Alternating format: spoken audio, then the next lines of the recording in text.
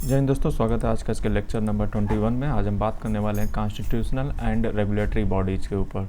यानी कि जो है इस लेक्चर में आपको सारी जानकारी जो है मिलने वाली है, जो कॉन्स्टिट्यूशनल, नॉन कॉन्स्टिट्यूशनल, रेगुलेटरी और जो क्वासी जुडिशियल बॉडी होती हैं हमारे इंडियन कॉन्स्टिट्यूशन में, उन सभी के बारे में जो है मैं आज के डिटेल में लेक्चर में जो है बात करने वाला हूँ। ये दोस्तों बॉडी को जो है जानना आपके लिए बहुत ज़रूरी है, क्योंकि मैं आपको बता दूँ यूपीएससी कंटिन्यू इन पर क्वेश्चन पूछ रही है। जैसा कि आप स्क्रीन पे देख रहे होंगे, ऐसा कोई ईयर नहीं रहा होगा जब यूपीएससी ने क्वेश्चन ना पूछे हो। और दोस्तों मैं आपको यहाँ पे बताते हुए बहुत खुशी हो रही है कि हमारी जो इंडियन पॉलिटी की बुक है रिटन बाय मी, यानी कि मेरे द्वारा जो लिखी गई, वो दोस्तों जो है कंप्लीट हो चुकी है और आज आपके सामने वो बुक ही खुली हुई है। ठीक है, और वो बुक दोस्तों जो है पब्लिश हो जाएगी आपकी 22 अक्टूबर को, यानी कि 22 अक्टूबर को जो है इसका पहला एडिशन जो है पब्लिश हो जाएगा। इस बुक के फीचर जो है आप पढ़ लीजिए, इतना जो है कंटेंट आपको मिलेगा नहीं, इतना बेमिसाल कंटेंट तैयार किया गया है। इस बात की जानकारी तो आपको हमारे लेक्चर से ही हो जा रही होगी, लेकिन ये बुक दोस्तों बहुत ही बेमिसाल है, ये लेक्चरों से भी ऊपर जाएगी। ठीक है, तो इसकी खासियत जो है आप पढ़ लीजिएगा। अब सवाल ये कि सर जो बुक मिलेगी कैसे? बुक दोस्तों मिलेगी कैसे, इसका तरीका दोस्तों मैं आपको हर वीडियो में बताता आ रहा हूँ। आपको हमारी ज्वाइन करनी पड़ेगी मेंटोरशिप ज्वाइन करने के लिए, मेंटोरशिप इसको ना कहिए, आप कह लीजिए कि ये हमारी मेंबरशिप है चैनल की। यानी कि एक होते हैं हमारे चैनल पे फ्री मेंबर, ठीक है, दूसरे होते हैं पेड मेंबर। तो ये दोस्तों 2 महीने का सब्सक्रिप्शन होता है, उसको अगर आप लेते हो 149 में तो इसके बेनिफिट होते हैं। ऐसा नहीं कि जो है सिर्फ मेंबरशिप का है, नहीं, इसके बहुत सारे बेनिफिट होते हैं। तो अगर आप हमारी 149 में एक सब्सक्रिप्शन ले लोगे तो आपको ये बुक मिल जाएगी। ठीक है, तो ये चीज़ जो है आपको मैं बता दूँ। तो चलिए आज के लेक्चर को स्टार्ट कर लेते हैं। दोस्तों ये जो आज का लेक्चर है, इसमें मैं आपको ऑलरेडी बता चुका हूँ मैं किस बारे में बात कर रहा हूँ। ठीक है, लगभग हर ईयर यूपीएससी ने क्वेश्चन इन पे पूछ रखे हैं। मैं आपको बता दूं कि मेंस के ये दोस्तों पीएसआई और ऑप्शनल के क्वेश्चन है। ठीक है, ये ऑप्शनल में भी जो है यही टॉपिक होता है। और मैंने जो अपनी बुक है उसको दोस्तों तैयार मैंने ऑप्शनल और पॉलिटी दोनों को ध्यान में रख के किया है। यानी कि अगर आप ध्यान से देखें तो इस पर क्या लिखा है सन 2000 से 2025 तक के पीएसआई और ऑप्शनल के जो क्वेश्चन है वो भी शामिल हैं। 2013 से 2025 तक के मेंस के क्वेश्चन भी शामिल हैं। और दोस्तों 1995 से 2025 तक के जितने भी प्रीलिम्स में क्वेश्चन पूछे गए वो भी शामिल हैं। तो ये बुक नायाब है। तो चलिए फिलहाल दोस्तों शुरू कर लेते हैं। ये पीएसआईआर के क्वेश्चन थे, इनको मैंने सॉल्व नहीं किया है। ठीक है, और इन फ्यूचर जो है ये क्वेश्चन जब सॉल्व होंगे तो आपको बुक के साथ ही आपको प्रोवाइड कर दिए जाएंगे। ये बात आप याद रखिए। सिर्फ आपको जो है ये जो है सब्सक्रिप्शन आपको लेना पड़ेगा इसके लिए। ठीक है, तो वो सिर्फ जो है मेंबर को मिलेगा, फ्री वालों को नहीं मिलेगा। ठीक है, क्योंकि आप भी समझते हो, मैं भी समझता हूँ, हर चीज़ फ्री में वर्क नहीं करती है। अगर कोई व्यक्ति कुछ काम करता है तो फिर ज़रूर जो है कुछ मतलब जो है चाहता है, तो कोई चीज़ फ्री में नहीं होती। आप स्वयं की चीज़ जब जाएंगे तो जो है आप खुद चाहते होंगे, तो दूसरे से आप कैसे उम्मीद कर सकते हैं? तो ये जो है बेकार की बेहुदा कमेंट अगर ना करें तो ज़्यादा बेहतर रहेगा। चलिए जो है लेक्चर की शुरुआत कर लेते हैं। दोस्तों पब्लिक अथॉरिटी आपको पता है कि सबसे पहले तो हम ये जानें कि पब्लिक अथॉरिटी होती क्या है। आपको दोस्तों सबसे पहले तो ये पता होना चाहिए कि जब मैं आपको फंडामेंटल राइट पढ़ा रहा था तो मैंने आपको बताया था कि जो है आर्टिकल 12 में मैंने आपको स्टेट के बारे में बताया था कि स्टेट होता क्या है, जहाँ पे मैंने बहुत ही डिटेल में आपको बताया था कि स्टेट की डेफिनेशन क्या होती है, राज्य होता क्या है। क्योंकि स्टेट से ही आप जो है फंडामेंटल राइट को अपने क्लेम कर सकते हो, हर किसी से जो है मुंह फैला करके कम क्लेम नहीं कर सकते हो। तो जब हम पब्लिक अथॉरिटी की डेफिनेशन देखने चलते हैं तो हमें जाना पड़ेगा राइट टू इन्फॉर्मेशन एक्ट में। ये 2005 का एक्ट है ठीक है, इसमें जो है अगर आप इसका सेक्शन 2 क्लाज H पढ़ोगे तो वहाँ पे इसका जो है पब्लिक अथॉरिटी का नाम, मतलब पब्लिक अथॉरिटी की डेफिनेशन बताई गई है। तो पहले आप देख लीजिए पब्लिक अथॉरिटी होती क्या है। तो दोस्तों पब्लिक अथॉरिटी जो है, आप जैसा कि इसका नाम ही समझ रहे होंगे कि पब्लिक, यानी कि जो पब्लिक से संबंध है, पब्लिक के लिए काम करता है। ठीक है, तो वो जो है इसमें पब्लिक अथॉरिटी में आने वाला है। जैसे फ़िलहाल अभी मैं मोटा मोटा आपको बताया, आप थोड़ा सा बारीकी से समझिए। इसमें दोस्तों सारी अथॉरिटी आ जाएंगी, सारी बॉडीज आ जाएंगी, सारे इंस्टीट्यूशन आ जाएंगे जो भी इस्टेब्लिश हुए हैं या कॉन्स्टिट्यूट किए गए हैं कॉन्स्टिट्यूशन ऑफ इंडिया के द्वारा। जैसे election commission of India, controller and auditor general of India, union public service commission. तो ये सब दोस्तों पब्लिक अथॉरिटी में आ जाते हैं। फिर अथॉरिटी आ जाएंगी, बॉडी आ जाएंगी, इंस्टीट्यूशन आ जाएंगे जो इस्टेब्लिश या कॉन्स्टिट्यूट किए गए हैं बाया पार्लियामेंट। जैसे कोई कानून बना करके, स्टैचुरी या रेगुलेटरी या जो है ट्राइब्यूनल ये सब जो है पार्लियामेंट के द्वारा जो क्रिएट किए गए हैं वो भी आ जाएंगे। अब आप कहोगे सर जो है ट्राइब्यूनल क्या होता है, आपने बताया नहीं। अरे बेटा धैर्य रखो, धीरज धारण करो, सब बताएंगे। फिर थर्ड नंबर में क्या लिखा है, इसमें लिखा अथॉरिटी, बॉडी, इंस्टीट्यूशन जो इस्टेब्लिश या कॉन्स्टिट्यूट किए गए हैं किसी लॉ के द्वारा, स्टेट लेजिस्लेचर के द्वारा। स्टेट की मान लो स्टेट ने कुछ बनवा दिया, ठीक है, स्टेट जैसे पॉल्यूशन कंट्रोल बोर्ड, ये भी इसमें आ जाएगा। फिर अथॉरिटी, बॉडी या इंस्टीट्यूशन जो इस्टेब्लिश या कॉन्स्टिट्यूट किया गया है किसी नोटिफिकेशन या किसी ऑर्डर से, किसी नोटिफिकेशन या किसी ऑर्डर से। कई बार आप जैसे देखते हो जो है नोटिफिकेशन से या ऑर्डर से, एग्जीक्यूटिव इस प्रकार से जो है क्रिएट कर दिया जाता है। जैसे आप जो है कुछ का एग्जांपल ले लीजिए, तो जैसे नीति आयोग ले लीजिए, ठीक है, फाइनेंस कमीशन ले लीजिए, तो ये सब जो है अगर देखा जाए तो कई बार जो है नोटिफिकेशन से एग्जीक्यूटिव ऑर्डर के द्वारा जो है बना दिया जाता है, तो वो सभी जो है इसमें आने वाले हैं, ठीक है। तो सेक्शन जो 2H है पब्लिक अथॉरिटी के लिए, वो काफ़ी डिटेल में है। राइट टू इन्फॉर्मेशन एक्ट में इसकी जानकारी आपको मिलती है। सवाल ये है कि sir right to information act में ही क्यों इसको डाला? उसके पीछे दोस्तों कारण ये है कि राइट टू इन्फॉर्मेशन एक्ट की अगर आपको थोड़ी सी भी जानकारी हो तो आपको पता होना चाहिए कि राइट टू इन्फॉर्मेशन जो एक्ट है उससे आप जो है सरकार की जो पब्लिक अथॉरिटी है उनसे किसी भी प्रकार का जो है सूचना मांग सकते हो। आप सूचना मांग सकते हो, आप इन्फॉर्मेशन मांग सकते हो। अब सवाल ये है कि सभी से तो मांग नहीं लोगे जाकर के, प्राइवेट एंटिटी से तो मांग नहीं लोगे जाकर के, कि प्राइवेट अथॉरिटी से मांग लोगे। तो सबसे पहले इसमें जो है ये बताना बहुत ज़रूरी है कि पब्लिक अथॉरिटी होती कौन है, तो उन्हीं से आप सिर्फ जो है इंफॉर्मेशन को मांग सकते हो। तो ये दोस्तों एक मोटा मोटी जो है डेफिनीशन थी, और इन्हीं पब्लिक अथॉरिटी को जो है अभी हम पढ़ने वाले हैं, ठीक है।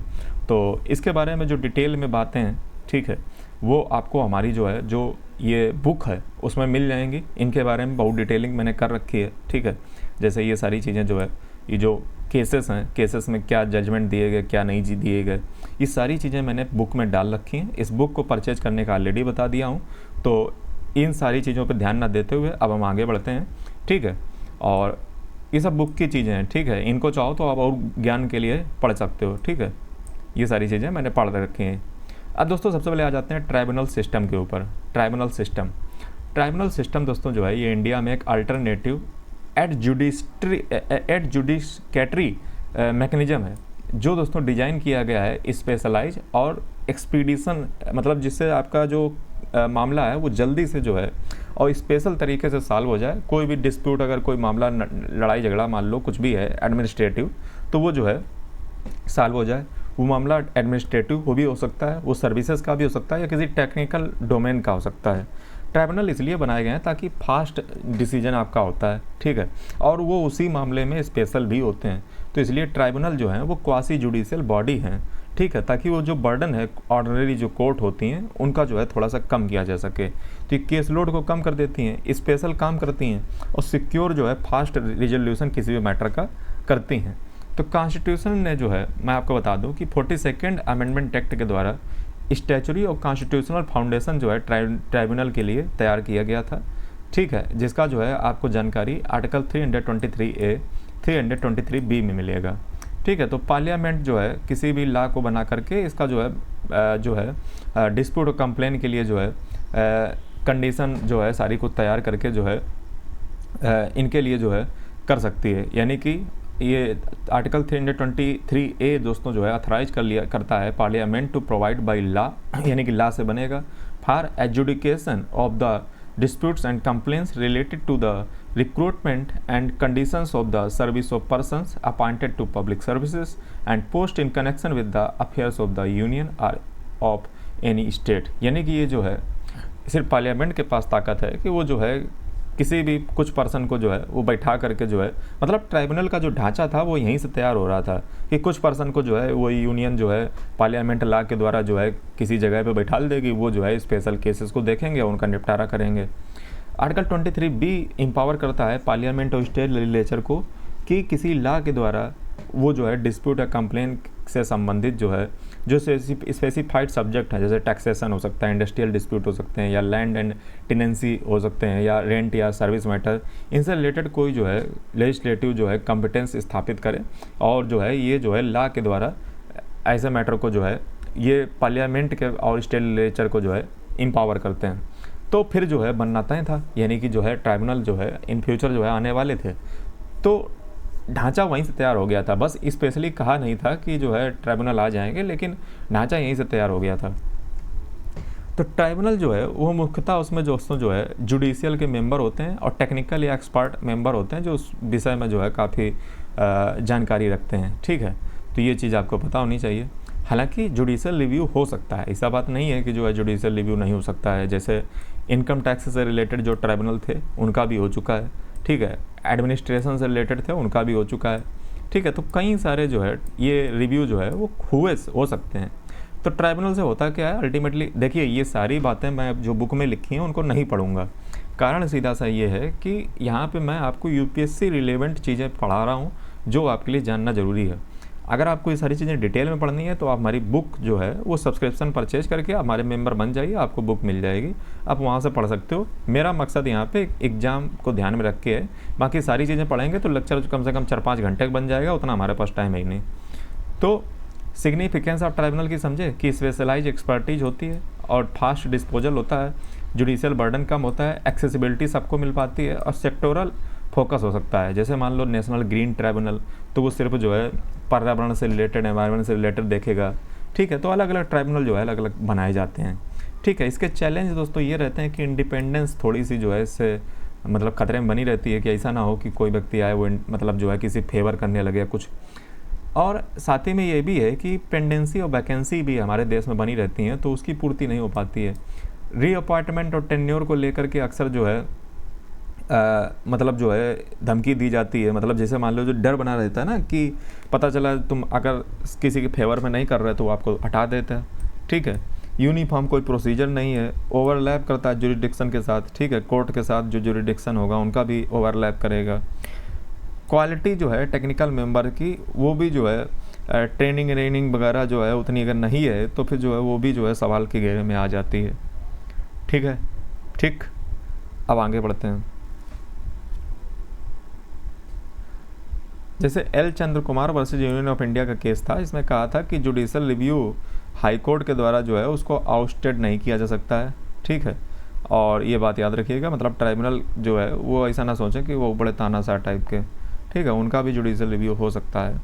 Union of India versus are Gandhi यानी कि राजीव गांधी का था, इसमें जो है स्पेशलाइज्ड ट्राइब्यूनल जो है उनको रिकॉग्नाइज किया उनकी लेजिटिमेसी को, ठीक है।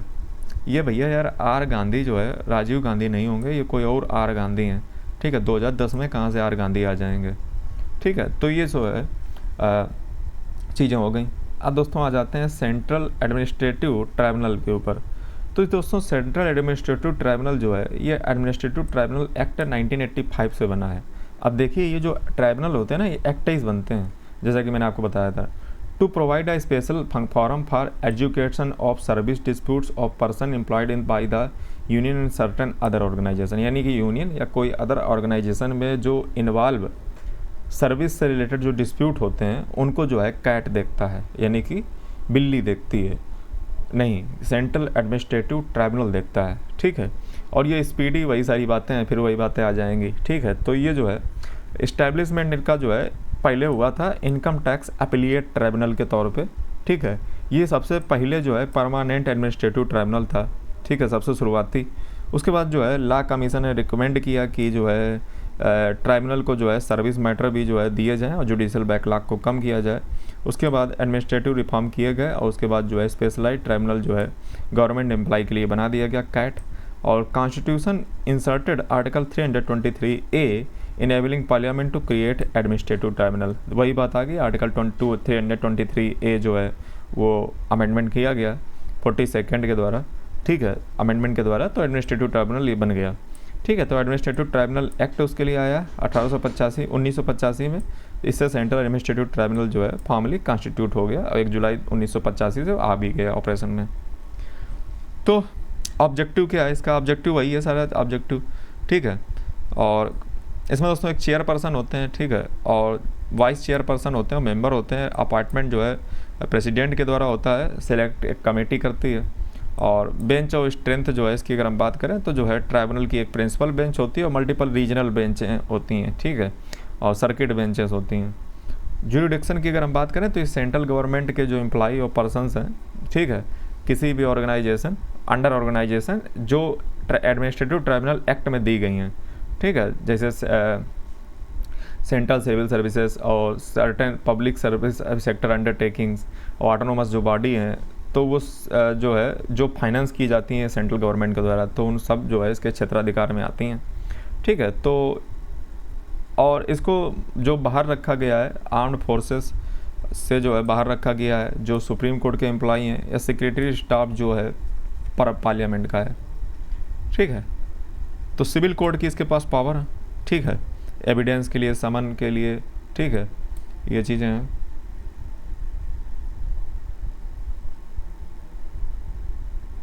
और इसकी बात को अगर नहीं मानते तो इसके पास स्पेशल कंटेम्प्ट पावर भी है, एडवाइजरी रोल भी है, ठीक है, सलाह भी दे सकता है service management and administrative reform से रिलेटेड।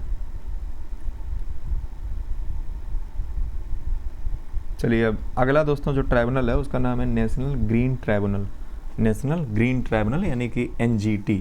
तो ये दोस्तों जो है स्पेशलाइज एक स्टैचुटरी ट्राइब्यूनल है, ठीक है, जो एनवायरनमेंट रिलेटेड जो डिस्प्यूट होते हैं उनको देखता है और एनवायरनमेंट रिलेटेड जो मामले होते हैं, जो लॉ होते हैं, उनको इन्फोर्स कराने का भी काम करता है, ठीक है। तो ये नेशनल ग्रीन ट्राइब्यूनल है, ठीक है।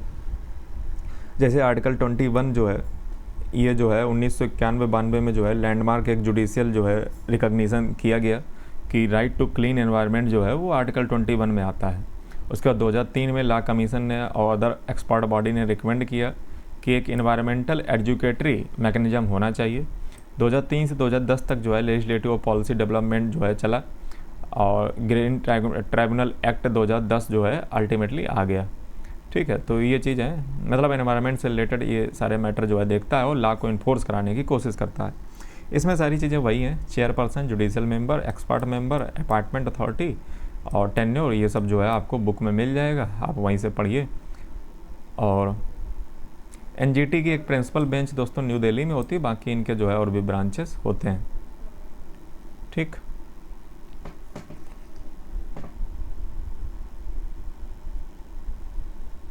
कुछ मैटर जो है NGT के बाहर भी चले जाते हैं तो ये बड़ा चिंता की बात हो जाती है, क्योंकि NGT जो है उतना तरीके से जो है ले नहीं पाता है, ठीक है, एक्शन। तो ये चीज़ें हैं, वैकेंसी बनी रहती है, रिसोर्स ये तो सब में ही चिपका दो, ठीक है। और जुरिडिक्शन उसका बहुत बड़ा नहीं है, ठीक है, NGT का, ठीक है। तो ये सिर्फ है। अब हम बात कर लेते हैं फॉरेनर ट्रिब्यूनल की। तो फॉरेनर ट्रिब्यूनल जो है ये स्पेशलाइज क्वासी जुडिशियल बॉडी है। क्वासी जुडिशियल का मतलब अर्ध न्यायिक, ठीक है। और ये जो है कोई व्यक्ति जो है फॉरेनर है, ठीक है, जो कानून होते हैं उनकी डेफिनेशन में या नहीं है इसका निर्धारण करते हैं, ठीक है। और फाइनल ट्रिब्यूनल जो होते हैं वो एजुकेट और reference made by authority, local authority where a persons citizenship और नेशनलिटी इज इन क्वेश्चन। देखो दोस्तों, जब इसको जो है आप रिलेट करो, जब मैंने आपको सिटीजनशिप पढ़ाई थी तो सिटीजनशिप में मैंने आपको बताया था कि जिन लोगों को जो है NRC जब हुई थी, देश में हुई नहीं थी, मतलब NRC वाला जब मुद्दा था उसमें जो नागरिकता आपकी जो है निर्धारण करना कि आप सिटीजन देश के हो या नहीं हो, ये अल्टीमेट जो मैटर जाता है वो दोस्तों इसी के पास जाता है कि आप फॉरेनर हो या नहीं हो, ठीक है। जिसमें सरकार ने कहा था कि हम जो है वो मदद भी देंगे कानूनी, ताकि जो है आप सिद्ध कर पाओ। तो ये फॉरेन ट्रिब्यूनल है, ठीक है। और इसी में NRC वाला भी जो है मैंने आपको पढ़ाया था जब। तो ये फॉरेन एक्ट से बना हुआ है, ठीक है, एग्जीक्यूटिव ऑर्डर और रूल से बना हुआ है, ठीक है। और इसका बेसिक चीज़ आपने जान ही लिया। अगला दोस्तों जो है advocate general of the state, AG, सुनो जी, हाँ सॉरी, तो जो है advocate general of the state, ठीक है, ये जो है एडवोकेट जनरल ऑफ स्टेट जो है highest law making officer, law officer होता है। जैसे दोस्तों सरकारों के भी जो है लॉ के जो है वकील होते हैं, सरकारी वकील, ठीक है। जैसे जो है भारत सरकार का भी होता है, इस समय शायद जो है सॉलिसिटर जनरल तुषार मेहता हैं, ठीक है। तो ऐसे जो है स्टेट का भी, मतलब राज्यों का भी जो वकील होता है, ठीक है, स्टेट का, उसको हम एडवोकेट जनरल ऑफ स्टेट कहते हैं। इनके पास दोस्तों कुछ स्पेशल ताकत होती है, ठीक है। ये जो है सरकार के वकील होते हैं सरकारी, ठीक है। तो ये एडवोकेट जनरल होते हैं, ठीक है। और इनकी दोस्तों प्रिविलेज आप थोड़ा सा जान लीजिए।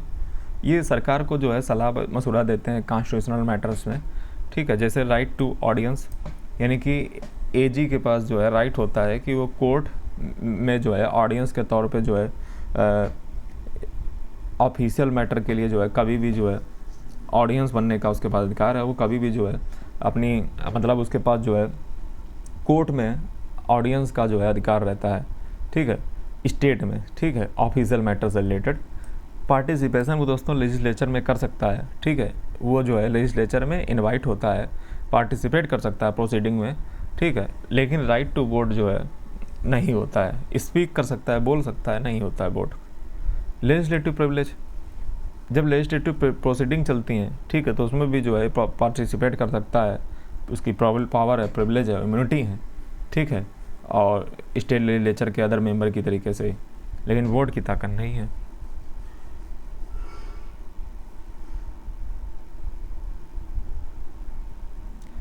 अक्सर जो है कहा जाता है कि मतलब सरकारों के पक्ष में जो है ना इसको काम करना चाहिए, बल्कि राज्य के हित में काम करना चाहिए।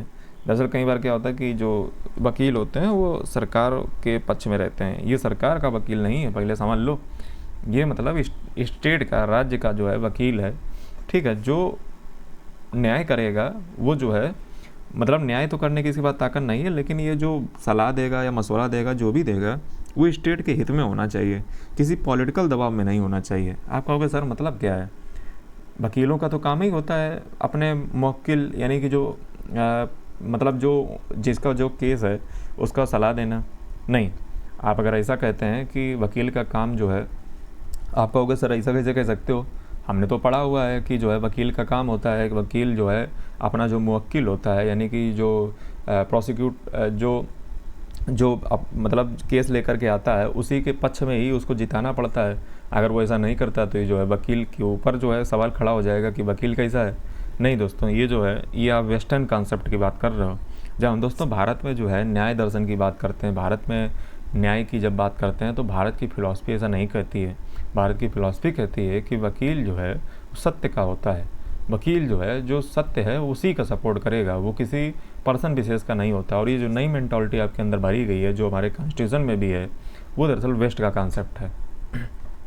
इसीलिए जो है आप जब देखते होगे तो एक पहले नाटक आता था सीरियल जिसका नाम था केडी पाठक, ठीक है, अदालत। तो उसमें जो है उसकी बात अच्छी लगती थी।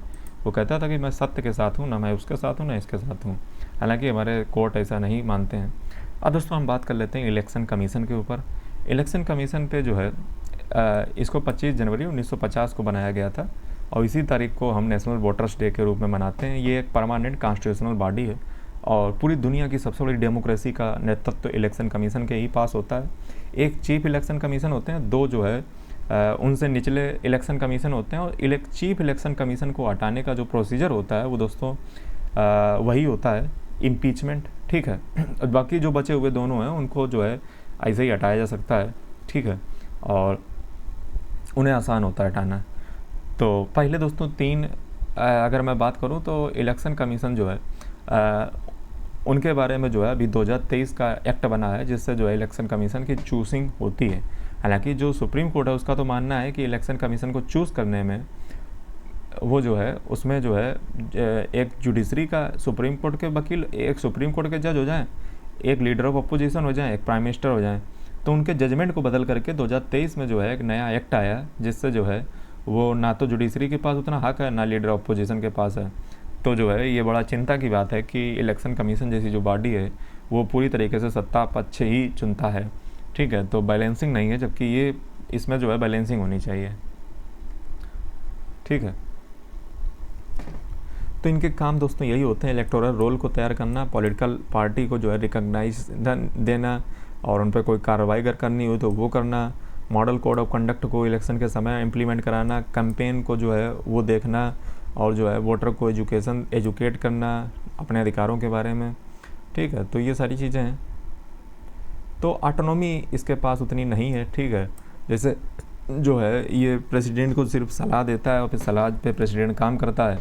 और प्रेसिडेंट को सलाह कौन देता है ये आपको भी पता है, ठीक है। Model of code of conduct को जो है इम्प्लीमेंट कराने के लिए कोई बहुत बड़ी ताकत है ही नहीं इनके पास।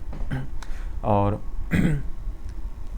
बस ये क्या कर सकते हैं कि जो चिन्ह होते हैं पॉलिटिकल पार्टी के, ठीक है, तो पॉलिटिकल पार्टी के चिन्ह ख़त्म कर सकते हैं, ठीक। ठीक है, जो सिंबल होते हैं। आप कहोगे सर उससे क्या हो जाएगा, उससे बहुत बड़ा खेला हो जाएगा।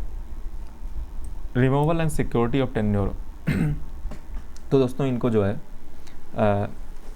टेन्योर की जो है वो सुरक्षा मिलती है, इम्पीचमेंट के द्वारा हटाया जा सकता है, ठीक है। और इलेक्शन कमीशन ने हमारे देश में काफ़ी अच्छे काम भी किए हैं, ठीक है। पूरी दुनिया की इतनी बड़ी डेमोक्रेसी को जो है इलेक्शन करवाना छोटी बात नहीं है, ठीक है। ये चीज़ आपको पता होनी चाहिए। और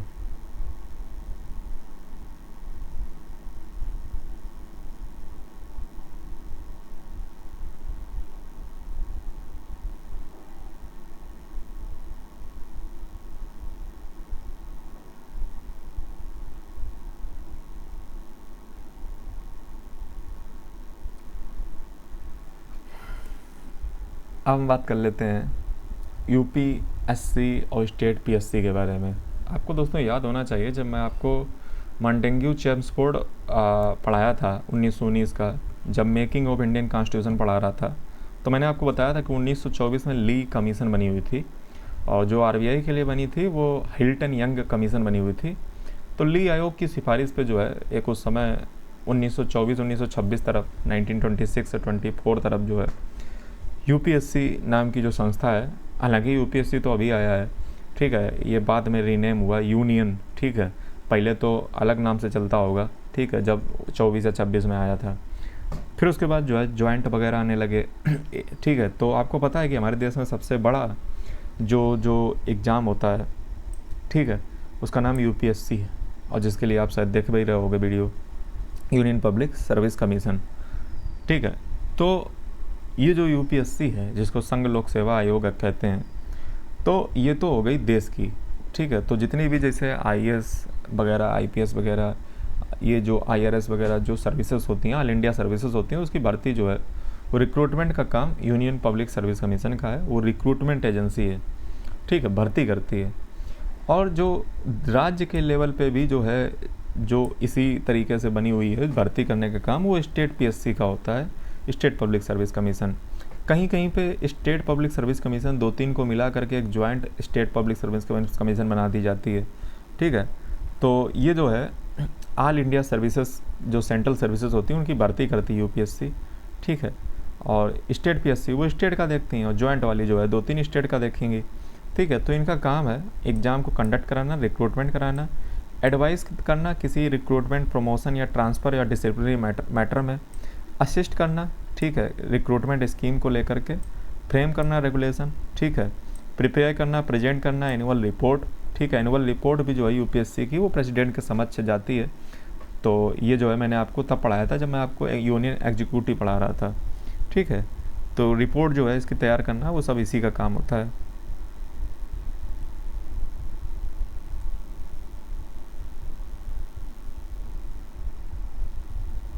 फाइनेंस कमीशन, अब देखिए, तो फाइनेंस कमीशन दोस्तों जो है ये फिस्कल फेडरलिज्म को बढ़ावा देने के लिए बनाई गई है। यानी कि ये दोस्तों काम क्या करती है, तो इसका काम होता है कि यूनियन और स्टेट के बीच में टैक्स का परसेंटेज जो है बांटने का वो क्या होना चाहिए। सिर्फ इतना ही निर्धारण नहीं किया जाता है फाइनेंस कमीशन के द्वारा, बल्कि ये भी देखा जाता है कि स्टेट को जो है बांटने का फार्मूला क्या होगा। जैसे किसकी पॉपुलेशन ज़्यादा है, कौन एनवायरनमेंट में अच्छा काम कर रहा है, किसका ज्योग्राफिक एरिया ज़्यादा है, कौन जो है डेमोग्राफिक डिविडेंड में है, किसके पास रिसोर्सेज ज़्यादा हैं, कौन फैमिली प्लानिंग में अच्छा सा काम कर रहा है। तो कई सारे मल्टीपल फैक्टर को लगा करके फाइनेंस कमीशन निर्धारण करती है कि यूनियन और स्टेट के बीच में टैक्स का परसेंटेज या बंटवारा कैसे होगा।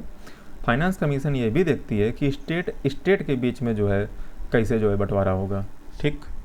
तो ये मैं आपको बता दूं कि ये कॉन्स्टिट्यूट प्रेसिडेंट के द्वारा की गई थी, ठीक है। तो ये रिकमेंडरी एक बॉडी है, ठीक है। फाइनेंस कमीशन जो है ये एक कॉन्स्टिट्यूशनल बॉडी है, ठीक है। और फाइनेंस कमीशन एक कॉन्स्टिट्यूशनल बॉडी है, ठीक है। और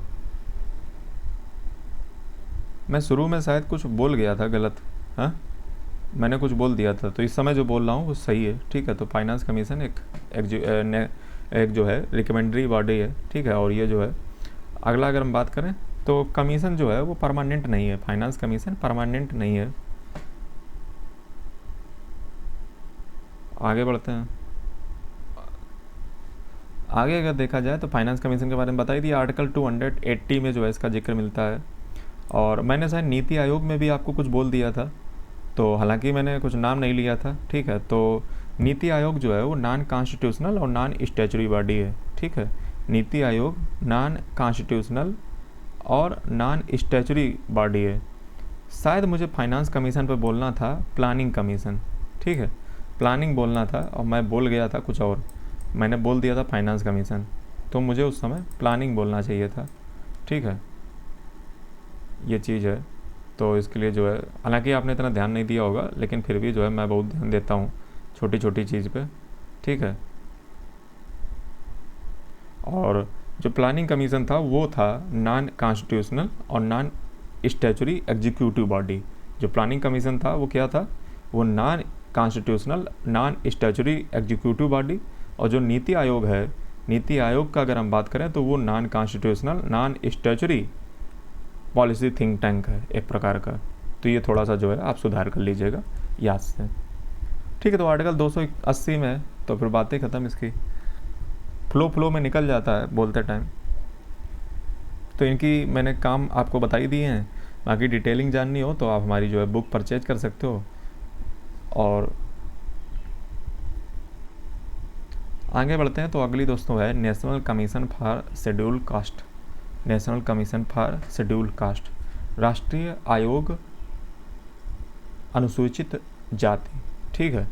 तो ये जो है जो शेड्यूल कास्ट, जैसा कि आपको पता है कि भारत में जो है, मैंने जब रिजर्वेशन आपको पढ़ा रहा था तो मैंने आपको बताया था कि भारत में कई जो है कैटेगरी बना के रखी हैं, ठीक है। तो उसमें से एक कैटेगरी मैंने SC आपको पढ़ाई थी, शेड्यूल कास्ट, या प्रिवेंशन ऑफ एट्रोसिटीज एक्ट जब मैंने 1989 का पढ़ाया था, फिर सिविल राइट एक्ट मैंने आपको 1956 का पढ़ाया था, तब मैंने आपको बताया था।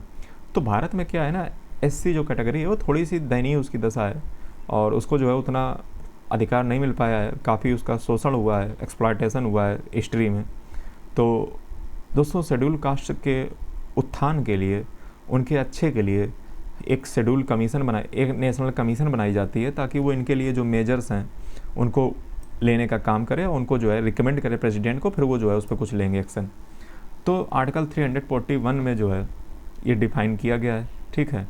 और उसी में जो है तो प्रेसिडेंट जो है कंसल्टेंसल से इसी की काम करते हैं, और जिस स्टेट से कंसर्न कोई अगर SC कास्ट है, ठीक है, SC दोस्तों एक कैटेगरी है और SC में बहुत सारी कास्ट आती हैं, पहले आप ये समझ लो, SC एक कैटेगरी है और SC में बहुत सारी कास्ट आती हैं, और वो कास्ट होंगी किसी स्टेट में। तो प्रेसिडेंट क्या करता है कि उस स्टेट से रिलेटेड, हालांकि अभी जैसे मैं आपको बताऊं तो अभी जो है मैंने आपको रिजर्वेशन वाला वीडियो अगर नहीं देखा है तो उसको ज़रूर देख लीजिएगा। तो मैंने आपको बताया था कि सुप्रीम कोर्ट का जो जजमेंट आया उसमें दोस्तों ये है कि इसके लिए मेजर जो है वो स्टेट अपने स्वयं से उठा सकते हैं, ठीक है। क्रीमी लेयर को देखना वगैरह जो है ये स्वयं से उठा सकते हैं, और इसको मैंने रिजर्वेशन वाले में पढ़ाया था, ठीक है। तो प्रेसिडेंट जिस भी स्टेट से रिलेटेड कोई मैटर होता है वहाँ गवर्नर से उस SC कास्ट जो है रिलेटेड जो जातियाँ हैं तो उनके लिए मेजर उठा सकते हैं after the consultation of national commission for schedule caste, ठीक है। तो शेड्यूल कास्ट आज भी हमारे देश में जो है 16.6% जो है नेशनल पॉपुलेशन है इसकी, और ये ज़्यादातर उत्तर प्रदेश, वेस्ट बंगाल, बिहार में आपको देखने को मिलेगी, ठीक है। तो और इसकी कॉन्स्टिट्यूशनल अथॉरिटी जो है वो 338 में है, और 341 में जो है वो रेफरेंस जो है शेड्यूल कास्ट का डिफाइन किया गया है, ठीक है। तो ये जो है प्रेसिडेंट करेगा किससे, गवर्नर जो उस स्टेट का होगा, ठीक है। चलिए आगे बढ़ते हैं।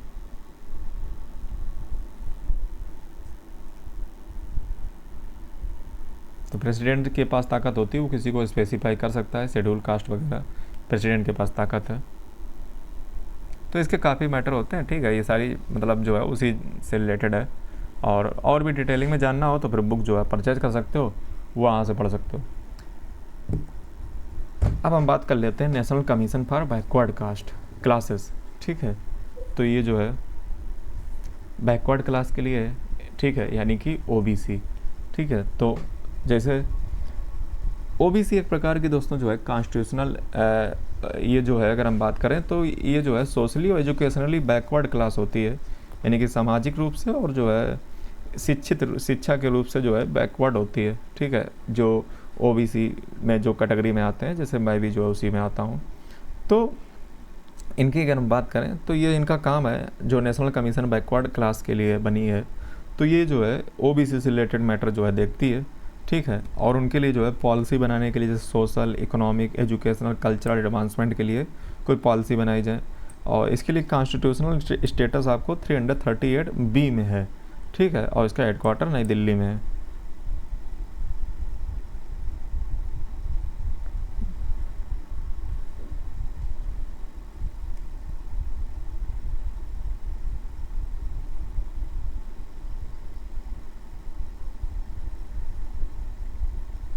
तीन सौ चालीस एम्पावर करता है प्रेसिडेंट को कि अपॉइंट करे कमीशन को इन्वेस्टिगेट करने के लिए कंडीशन बैकवर्ड क्लासेस की। तो बैकवर्ड क्लासेस की कंडीशन को जो है इन्वेस्टिगेट करने के लिए पावर किसके पास है? प्रेसिडेंट के पास। वो एक कमीशन बना सकता है, तो वही बना दी। 342A जो है वो इसी बारे में बात करता है कि वो स्पेशली जो सोशो और जो एजुकेशनली बैकवर्ड हैं किसी स्टेट या यूनियन टेरेटरी में, वो जो है कॉन्स्टिट्यूशनल मैकेनिज्म जो है स्पेसिफाई करता है आर्टिकल 342A। ठीक है, अब NCBC वो इस आर्टिकल से बनती है। और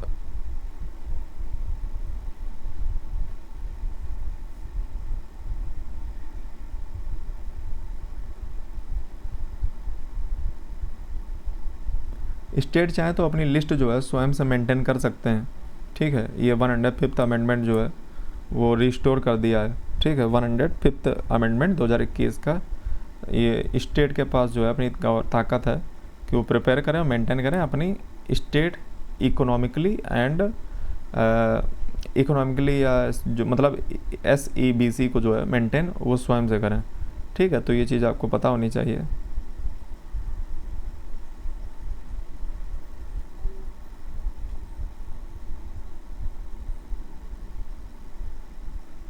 ये हो गया। NCBC जो है वो इन chairperson, vice chairperson, other member से मिलकर बनती है, जो प्रेसिडेंट के द्वारा अपॉइंट किए जाते हैं। वही सारे काम, इन्वेस्टिगेट करना, इंक्वायरी करना, एडवाइजरी देना, रिपोर्ट करना, रिकमेंडेशन देना, अदर फंक्शन। सिविल कोड की पावर होती है इनके पास भी। तो national commission for backward class जो है, बैक क्लासेस एक्ट जो है 1993 का है। अब हम आ जाते हैं controller and auditor general of India. काफ़ी ये इम्पोर्टेंट है और इस पर क्वेश्चन अक्सर पूछे जाते रहते हैं। तो ये कंट्रोलर ऑडिटर जनरल क्या करता है, ये दोस्तों जो है मैं आपको बता दूं कि ये जो सरकारी जितने भी खर्चे होते हैं गवर्नमेंट के, उनकी जो है जांच करता है। जांच मतलब मान लीजिए कि ऑडिट करता है, ठीक है, अकाउंट को। और इससे जो है कहीं कहीं मामले जो है खुले भी हैं। ठीक है, जब ऑडिट होगा तो पता चलेगा, पैसा पता चला खा गया चाराई में। ठीक है, तो ये हालांकि इसके पास कोई बहुत बड़ी ताकत तो नहीं है। ठीक है, काटने की ताकत नहीं है, बस भौंक सकता है। तो ये जो है काएगा। ठीक है, हालांकि कभी कभार तुक्के से काम हो जाता है तो पकड़े में आ जाता है। ठीक है, तो कैग जो है क्या किसी प्राइवेट कंपनी को जो है ऑडिट कर सकता है? तो इसका जवाब है हाँ, अगर वो जो है स्टेट की कैटेगरी में आती है तो कर सकता है। अब स्टेट क्या होता है, इसकी डेफिनेशन मैंने आर्टिकल 12 फंडामेंटल राइट वाला लेक्चर देख के आओ। ठीक है, तो ये चीज़ याद रखिएगा, जो स्टेट के तरीके से फंक्शन करे। ठीक है, तो कैग जो है ये प्रेसिडेंट के द्वारा अपॉइंट होता है।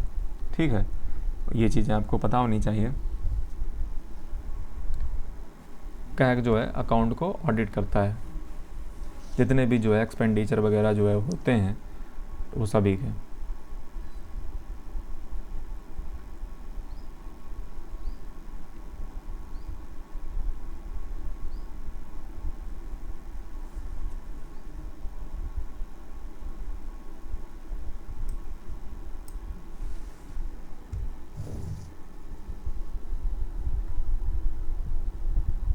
पब्लिक सेक्टर अंडरटेकिंग की भी जो ऑडिट रिपोर्ट देता है, रिपोर्ट भी तैयार करता है। ठीक है,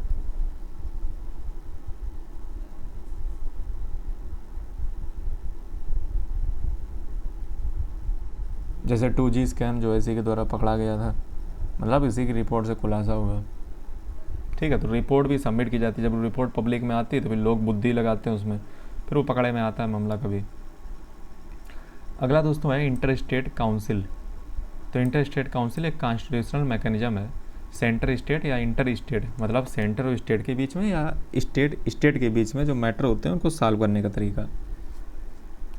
तो ये इंटर स्टेट काउंसिल है, आर्टिकल 263 से बनती है।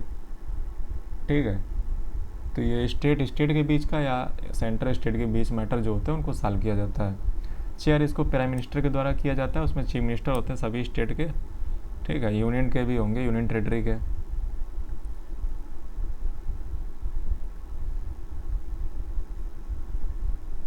जैसे इसके अलावा भी जो है कई सारे मैकेनिज्म अपनाए जाते हैं। जैसे जोनल काउंसिल मैंने आपको पढ़ाया था, कब पढ़ाया था बताओ ज़रा। North east council, north east के इलाकों से डील करने के लिए north east council. Inter state river water dispute tribunal. ठीक है, तो ये भी एक प्रकार का ट्राइब्यूनल है जो रिवर डिस्प्यूट को जो है देखता है। और goods and service tax council जो आर्टिकल 279A से बनाई गई है। अब हमारे देश में 2 ही टैक्स बचे हुए हैं, एक है 5%, दूसरा है 18%। ठीक, तो गुड्स एंड सर्विस मतलब ये इंटर स्टेट काउंसिल के अलावा भी ये मैकेनिज्म है। Zonal council, north east council, inter state water dispute tribunal, goods and service tax council. Detailing करनी हो तो बुक जो है ले सकते हो। Goods and service tax council यानी कि GST काउंसिल, ये कॉन्स्टिट्यूशनल बॉडी है और ये कोऑपरेटिव फिस्कल फेडरलिज्म इस्टेब्लिश करती है। GST से रिलेटेड कोई भी बड़ा मैटर होगा वो इसी काउंसिल के द्वारा लिया जाता है डिसीजन। ठीक है, तो ये इंडिया को जो है कमिटमेंट को जो है दिखाती है, 1 नेशन 1 टैक्स।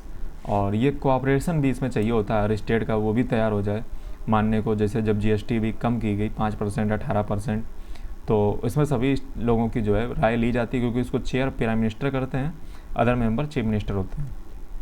तो GST काउंसिल जो है वो रिकमेंड करती है यूनियन और स्टेट गवर्नमेंट को जो मैटर होते हैं GST से रिलेटेड, किस पे कितना लगना है वगैरह नहीं लगना है। ठीक है, बाकी GST के बारे में तो आप उसमें इकोनॉमिक्स में पढ़ोगे। ठीक है, GST जो है ये आपको पता है कि 1 जुलाई 2017 से लगती हुई आ रही है, ये आपको भली भांति पता होना चाहिए। 101st कॉन्स्टिट्यूशन अमेंडमेंट हुआ था।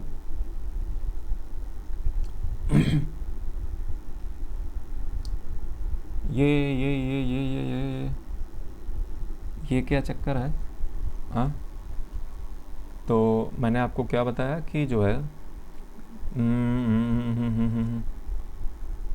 इसमें मैं क्या कुछ उल्टा बोल गया क्या?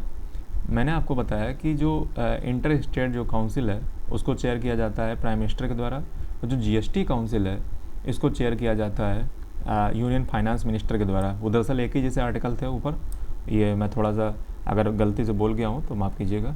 ठीक है, तो यूनियन फाइनेंस मिनिस्टर के द्वारा GST काउंसिल को चेयर किया जाएगा, आप स्वयं बुद्धि लगा सकते हो। ठीक है, और जो इंटर स्टेट काउंसिल है वो जो है प्राइम मिनिस्टर के द्वारा। ठीक है, और वाइस चेयरपर्सन इसके अलग अलग स्टेट से जो अपॉइंट होके आते हैं वही होते हैं। 50% जो है टोटल कोरम से पास होना चाहिए। ठीक है, तो कई सारे जो है सुधार हो चुके हैं, कई सारी चीज़ों को जो है GST से बाहर भी रखा गया है। अब हम आ जाते हैं सबऑर्डिनेट जुडिशरी इंडिया। ठीक है, जैसे दोस्तों कहा जाता है कि justice delayed is justice denied, नहीं, justice delayed is development denied. यानी कि जब जस्टिस डिले होता है तो डेवलपमेंट नहीं हो पाता है, कई मैटर जो है उसी में फंसे रहते हैं, मामला पड़ा रहता है। ठीक है, तो ये चीज़ जो है आपको पता होनी चाहिए। तो इंडिया में दोस्तों सबऑर्डिनेट कोर्ट वो होते हैं। अब आप कहोगे सर सबऑर्डिनेट कोर्ट अभी कहाँ से आ गए? मैंने आपको सुप्रीम कोर्ट और हाई कोर्ट एक लेक्चर में पढ़ाए थे, तब मैंने आपसे कहा था कि सबऑर्डिनेट कोर्ट इनको अलग से लेंगे। तो सबऑर्डिनेट कोर्ट दोस्तों हाई कोर्ट के नीचे आते हैं। ठीक है, और हमारे देश में अगर हम बात करें तो बहुत सारे केस दोस्तों पेंडिंग है, लगभग 4 से 5 करोड़ केस जो है पेंडिंग है, और जो 80 से 85% जो है नेशनल केस जो है वो अभी पेंडिंग पड़े हुए हैं। वैकेंसी भी ज़्यादा है, लोड भी ज़्यादा है, तो हमें कुछ सबऑर्डिनेट कोर्ट जो है चाहिए होंगे, जिससे क्या होगा कि अगर हम इनको बना लेते हैं तो जल्दी से जो है डिसीजन हो जाएगा, निर्णय हो जाएगा, फास्ट ट्रैक डिसीजन हो जाएंगे।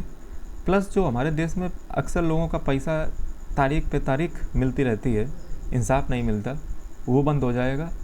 ठीक है, और इससे हमारे देश की जो जीडीपी है वो थोड़ी सी सर्ज करेगी, थोड़ी सी बढ़ेगी। जैसे इसमें लिखा गया है कि 0.4 से 0.6% जीडीपी बढ़ सकती है। तो बहुत से मैटर होते हैं, तो सबऑर्डिनेट जुडिशरी बनाना बनता है। ठीक, चलिए अब देखें क्या सबऑर्डिनेट जुडिशरी बनाई। जैसे अदर भी जगह पे जो है ये ऐसा होता है, केन्या, सिंगापुर, ब्राज़ील, थाईलैंड,